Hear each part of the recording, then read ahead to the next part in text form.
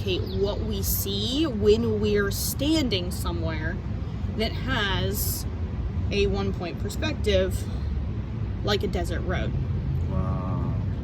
Because what we're doing is we're trying to replicate this. How do we interpret this if we are looking at it? Vantage point. Oops. It's okay. So the vanishing point is right there in the middle. Point of the horizon, where the 2 we see, then line diminishes. Wow. So now if I wanted to keep working on this, I would start building in the lines for it. And the other thing that the vanishing point allows us to do is diminish lines on the side. So right, if I wanted to make this really look like a road, I'd be coming in and doing something like adding in my like white line, you know, on the edge of the road.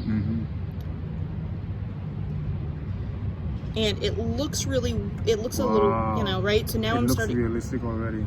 And the other thing that you have to know is that things at the front are going to be bigger. Things at the back are going to be smaller. So this is actually going to... I think that distance, they're soft, right?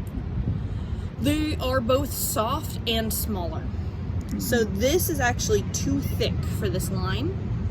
This line should actually taper out and get smaller until it's basically invisible. I'll stop now. I had enough. That's enough. Thank you.